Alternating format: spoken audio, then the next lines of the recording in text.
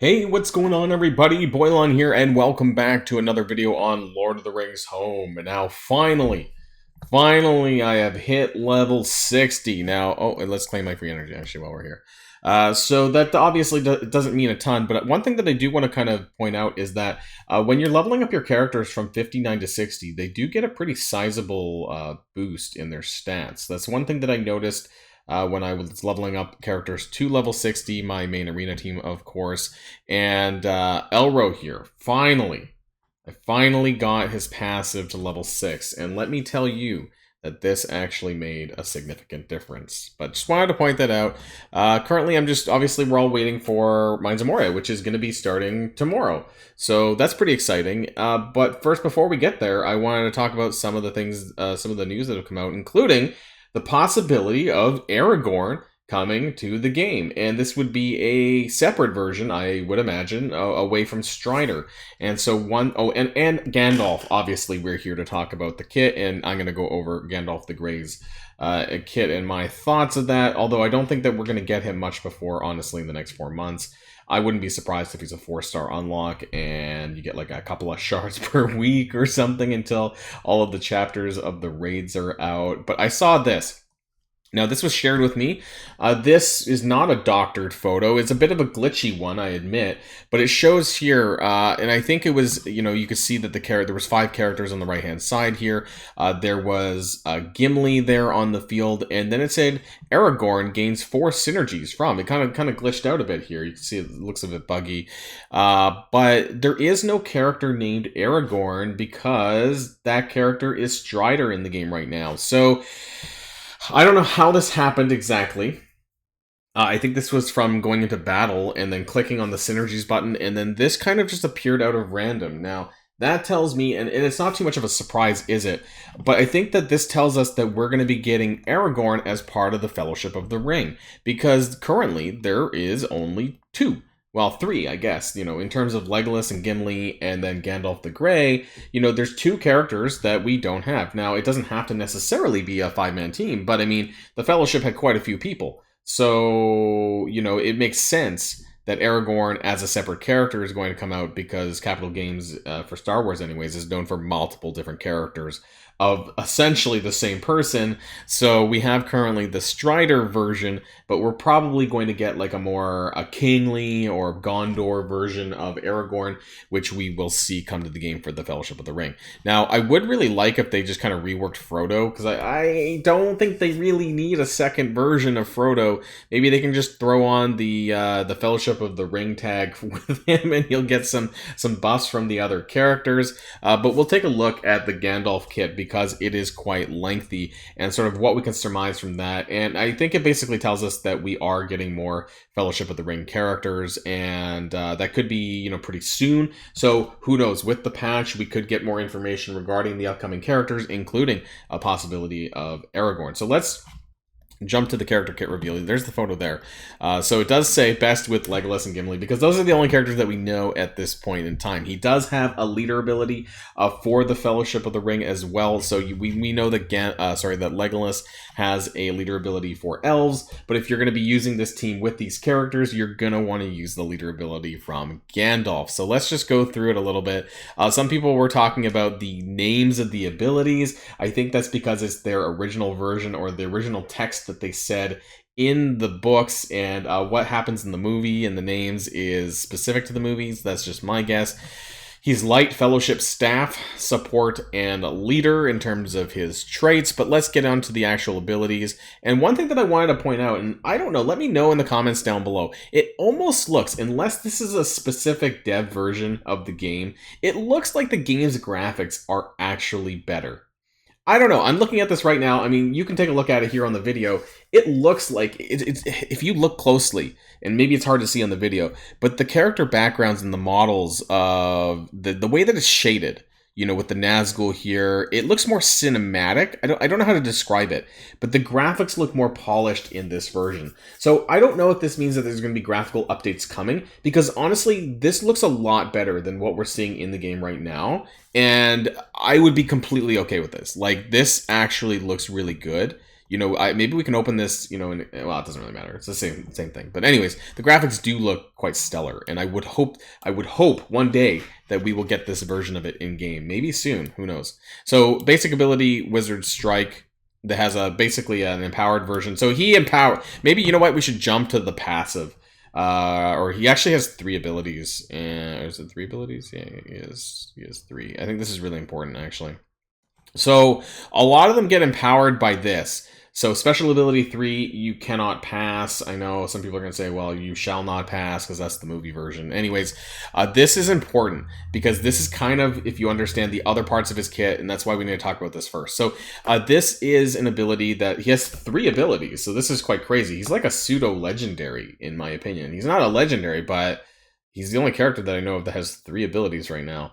So this ability here, it starts at 0, but you do need to get to 8, so that's quite hefty. But anyways, when he does get a chance to use this, he gains You Cannot Pass, which is a special buff specific to Gandalf. He heals himself for 40% of his max. Actually, we should, I was going to say at max, that is the max. So this is the max. But what's different, the health stays the same. Refresh all stamina or ability energy for all other abilities so you can instantly use them. This ability is disabled while this character has You Cannot Pass, and then at max, he cleanses 2 Banes from self. He heals up to 80%, and this is pretty much the same as well. So the You Cannot Pass ability, and I believe they mention it down here. This is a specific trait to Gandalf, so it is a taunt. It's not a provoke, it's a taunt, so it's guaranteed. He cannot be stunned. He has a 100% block chance. He has 50% focus, 50% resistance, but he has a lowered speed, which is kind of good because that means it's going to last longer until he gets to his next turn, and we'll see why that's important. He does get a special Istari's Gift, which is going to be a part of his leader ability, I believe, as well, which we'll kind of jump back to a little bit. But I just wanted to mention that because when he does this, he gets that You Cannot Pass. It also empowers him. This is basically his empowered form. And so that's why it's really important when we take a look at his abilities. So this version of his basic. Attack the target for 90%. Well, let's look at the max upgrade, really. Attacks the enemies for 190 and dispels 1 boon. It's not that high. But during You Cannot Pass, it does 1140% damage. Almost 10 times the amount of damage. Can't be dodged or blocked, but he basically dies at the end when he uses this empowered version. So he uses his special 3, he goes into a crazy like OP form, and then he dies afterwards, which is very reminiscent of the movies or the books, where he turns into Gandalf the White afterwards. So special 1, Mithrandir's Light. This is a support ability here. And this is available on turn 1. It has an ability cost of 3, which is not very high. Let's take a look at the max upgrades, because this is really what we need to start looking at. Eagle Eye for 2 turns to 3 random Fellowship squad members. Why this is important? It's because we only currently have 2 other Fellowship members. So I think this basically tells us there is going to be more characters. I think that Aragorn is likely, and I would imagine, but I hope, some version of Frodo. Eagle Eye is a guaranteed critical hit as well, and so this is going to be very good for Legolas, and also for 1 turn to all other squad members. So 2 turns of Eagle Eye. That is great. And same with this, Protection, which is the reduction of damage. Very few people actually have availability of Protection, so this is going to be pretty crazy. For 2 turns to 3 random Fellowship members and 1 turn to all other squad members. So they don't even have to be light characters, actually. Gandalf is going to be absolutely insane. During You Cannot Pass, he cleanses all Banes from all squad members and heals all light squad members for 80% of Gandalf's max health. So this is going to be pretty big. Like, if you really need to do a heal, if you're really desperate, then you can do that. And it's going to do quite a bit on top of all the stuff above as well, of course. Special ability 2, Flames of Anor. And again, the graphics look pretty good, and I'm pretty happy about that. I hope we get that version of it coming soon. This is the empowered version. Honestly, it's maybe just a little bit better in terms of the explosion radius is a little bit higher. That's what it looks like. It goes further. Anyways, let's take a look at it. Its ability stamina cost of 4, and it's available on turn 1 as well. So both of these abilities are available on turn 1. Let's look at the max. AoE for 220% damage. We know how good that AoE is, and inflicts burning for 3 turns on all enemies, and inflicts stun for 1 turn on the primary target. During the You Cannot Pass, it inflicts stun for 1 turn on all enemies. So it's not a huge improvement. So I would not use this, in my opinion, because you're gonna kill him.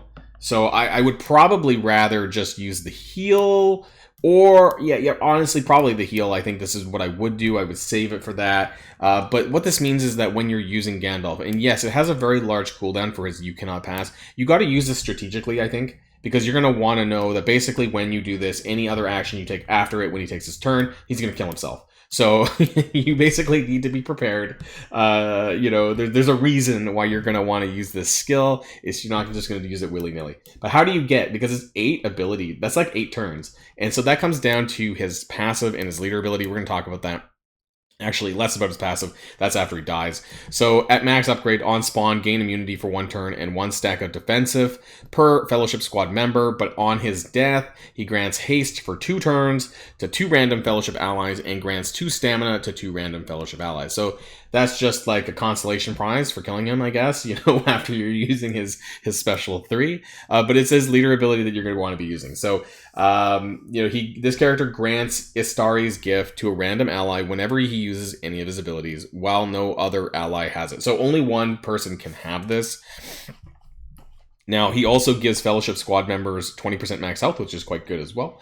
So there's this part here, and I believe it mentions what that does down below. On their turns, Fellowship Squad members heal for 7% of their max health. So their max health, not his max health. So that's still pretty good, though. 7% is pretty reasonable, and that's a lot. And so I don't think this team is going to have any healers as such. I know that Gandalf can heal, but, I think that that's only when he's in his empowered form, and that's a one-time shot. So you're going to be relying a lot on this leader ability to heal the team. As far as the Istari's gift, you can see this here. Gandalf is Istari's gift is granted to a random ally whenever the current owner of the boon uses any ability.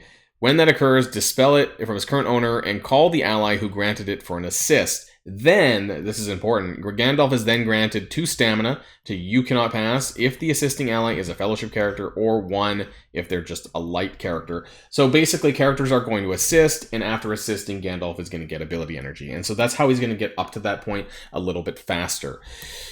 Oh, okay, it was a pretty big one. Now, in terms of the strategy, I kind of mentioned that already. You're going to have to be very careful about when you use this, but let's be honest. We're not going to be expecting to unlock Gandalf the Grey anytime soon. I think that you probably won't be looking for him for at least a few months at the bare minimum, and we know that his shards are going to be coming from the guild progress and personal progress reward tracks from the raids in Mines of Moria.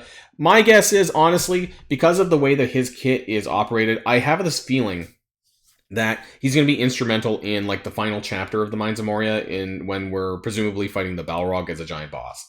The buffs that you get from this, and it seems thematic, honestly, with all the abilities that he's got, that you're going to want to use this basically when you're fighting the Balrog. That's just my assumption.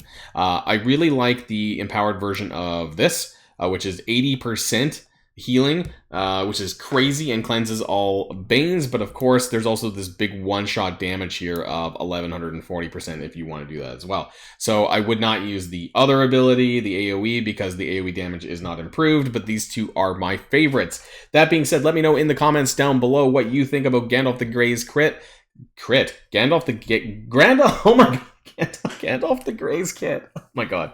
And we have Mines of Moria starting out tomorrow, so there's going to be some video footage of me going through it hopefully tomorrow at some point. And otherwise, that's it, everyone. Let me know what you think about all of that, and the possibility of other Fellowship characters coming to the game and who you would like to see tagged as Fellowship of the Ring.